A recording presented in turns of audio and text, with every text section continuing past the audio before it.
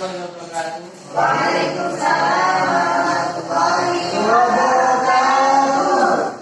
Sebelum memulai pelajaran, marilah kita berdoa agar diberi kelancaran dalam belajar.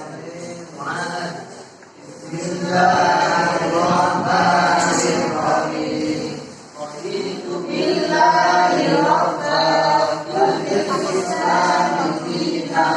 wa bi Muhammadin hadiyan wa rasulah. Rabbi zidni ilma warzuqni fahma.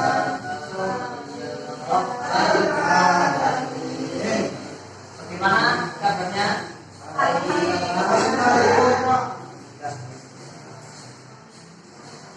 Sekarang pelajarannya yaitu Al-Quran hadis. Sebelum saya jelaskan, silahkan dibuka materi yang sudah saya bagikan. Yaitu materinya Al-Quran pertama, bab 1. Yaitu kita akan mempelajari Al-Quran dan hadis sebagai pedoman hidupku, antara lain yaitu pengertian Al-Quran, yang kedua fungsi Al-Quran, ketiga pengertian hadis, dan yang keempat fungsi hadis. Kita akan pelajari bersama nanti. Yang pertama adalah pengertian Al-Quran. Pengertian Al-Quran secara bahasa berasal dari kata qoro'a, yang qoro'u Qur'anan, yang berarti membaca atau bacaan. Al-Quran berarti membaca yang sempurna. Kesempurnaan Al-Quran sebagai bacaan dibandingkan dengan bacaan yang ada dibuktikan dengan dibaca oleh ratusan juta manusia. Kemudian diatur tata cara membacanya. Diatur tata cara membacanya itu maksudnya adalah dengan hukum tajwid. Membaca Al-Quran itu adalah dengan cara hukum tajwid. Kemudian dipelajari susunan kata dan kosakatanya. Setiap Al-Quran itu pasti ada kosakata atau mufradat yang dinamakan kosakata itu. Kosakata contohnya seperti wal Quran dan al-Quran, bil hakim, dan seterusnya, dan lain-lain.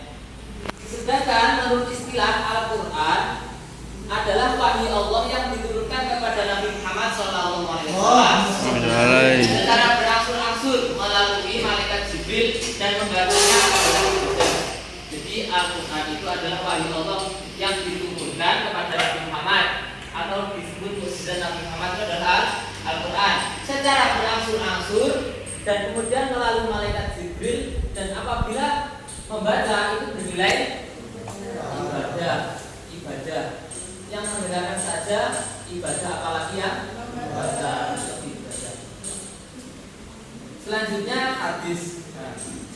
Hadis berasal dari kata hadasa yang berarti baru, peristiwa, muda, perkataan, dan cerita. Adapun istilah hadis adalah segala sikap, perkataan, perbuatan, dan penetapan atau persetujuan, yaitu takwil Rasulullah SAW.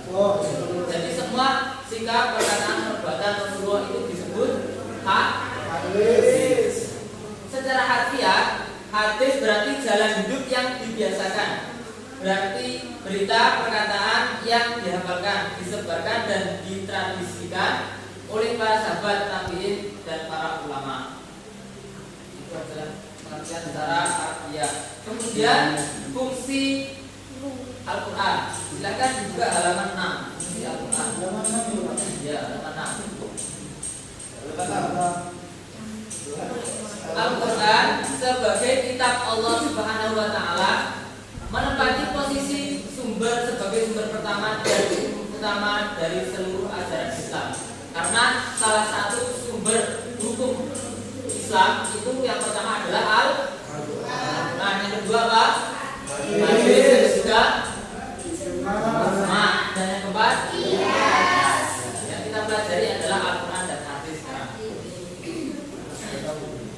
Kemudian fungsi Al-Quran secara umum, yang pertama sebagai ajaran atau hukum Islam yang utama nanti Al-Quran ya.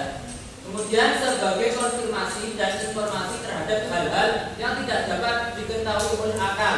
Apabila kalian ingin mengetahui sesuatu, di otak kalian sudah mampu,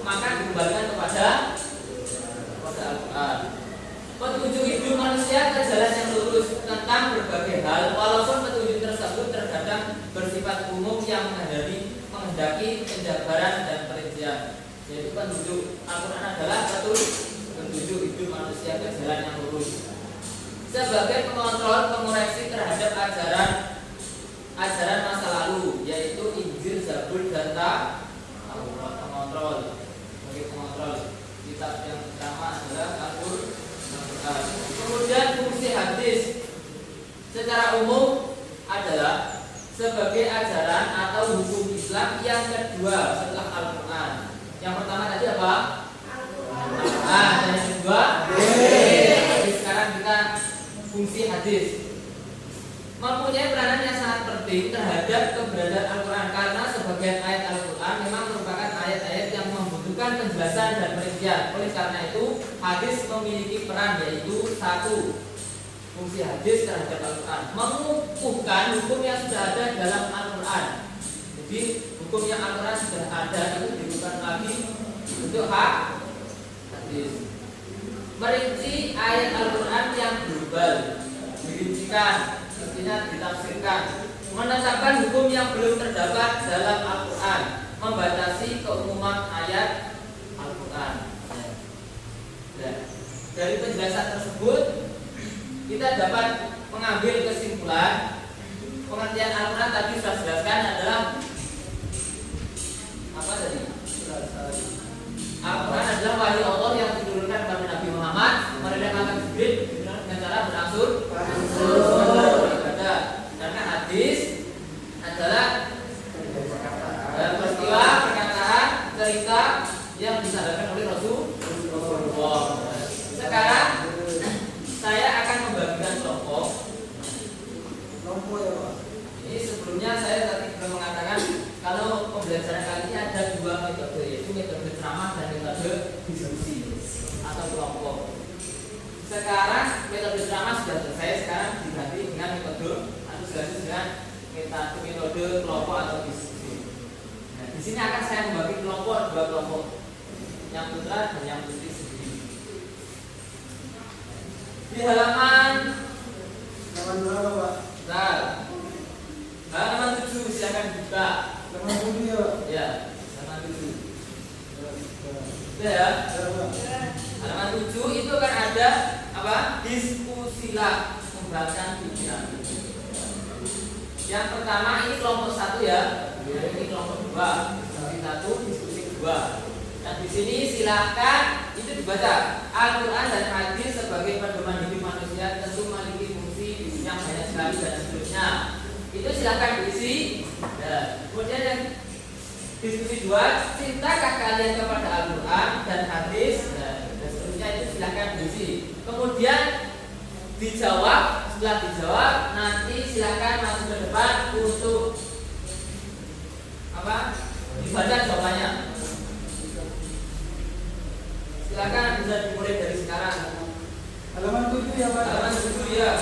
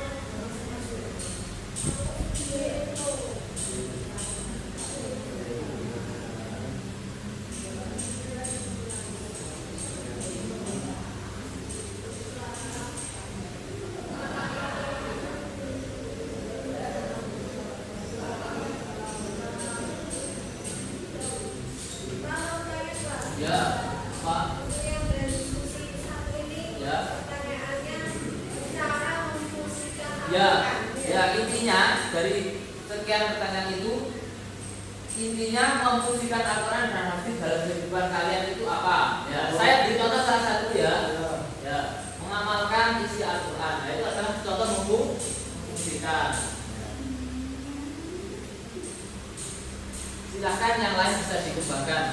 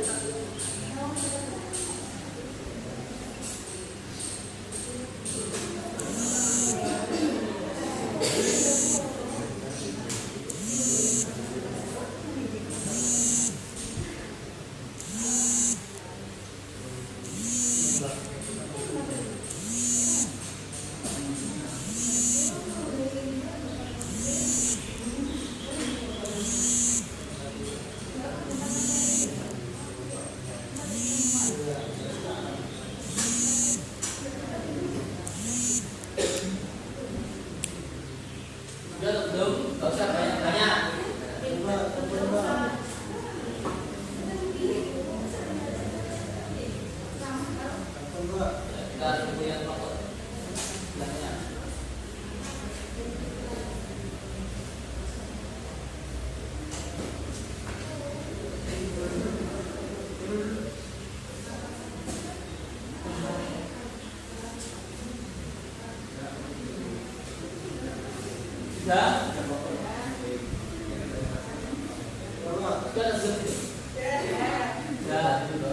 Sekarang diskusi satu, Al-Quran dan hadis sebagai pedoman hidup manusia tentu memiliki fungsi yang banyak sekali, namun hal tersebut tidak dibarengi dengan pemahaman banyak orang akan cara memfungsikannya dalam kehidupannya.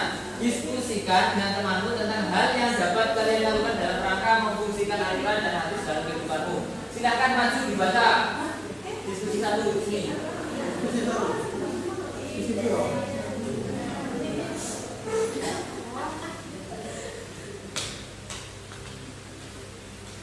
Assalamualaikum warahmatullahi wabarakatuh. Di sini saya perwakilan dari kelompok saya akan membacakan diskusi kelompok kami. Yang pertama, fungsinya itu sebagai untuk mempelajari dan memahami isi kandungan ayat Al-Quran dan hadis. Yang kedua, mengikuti pengajian tentang Al-Quran dan hadis.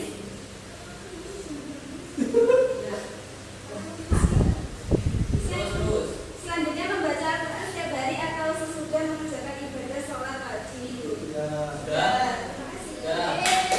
Jawabannya sangat betul ya. Mengamalkan mengajari Al-Quran dan hadis. Kemudian diskusi 2, silakan maju. Oh, sangat-sangat betul. Cintakan kalian kepada Al-Quran dan hadis. Bagaimana seorang seharusnya membuktikan kecintaannya kepada Al-Quran dan hadis? Ayo silakan dijawab. Assalamualaikum warahmatullahi wabarakatuh. Waalaikumsalam warahmatullahi wabarakatuh. Diskusi 2 telah mencapai hasil, yaitu cintakan kalian kepada Al-Quran dan hadis. Bagaimana seorang harus membuktikan kecintaannya kepada Al-Quran dan hadis. Ya, kami semua cinta kepada Al-Quran dengan cara pertama kita harus meyakini isi dari kandungan, isi kandungan dari keduanya. Kemudian kita membaca serta memahami dan mencari arti dari isi kandungan Al-Quran dan hadis. Mungkin cukup itu. Sangat untuk diskusi 1 dan 100 untuk diskusi 2. 300. Saya kira cukup, waktunya sudah selesai. Apakah ada yang bisa ditanyakan yang belum? Ada, Pak. Sudah paham semua ya? Yang terakhir adalah pedoman hidup manusia itu harus apa? Al-Quran dan hadis. Pedoman hidup manusia itu adalah berpacu pada Al-Quran dan hadis. Al-Quran itu harus dicintai. Siapa? Apabila kalian menemukan keluarga kalian itu adalah pejabat saja, kalau kelihatannya ya secara umum itu namanya pejabat seperti presiden, menteri, itu kehidupannya berkecukupan. Apalagi kita yang cinta kepada Al-Quran. Cinta Al-Quran itu sama dengan kita mencintai Allah. Tapi kalau cinta Allah, semua kebutuhan kita akan kecukupan. Saya kira cukup, semoga bermanfaat. Apabila ada kurang lebihnya saya mohon maaf. Saya akhiri. Wassalamualaikum warahmatullahi wabarakatuh. Waalaikumsalam.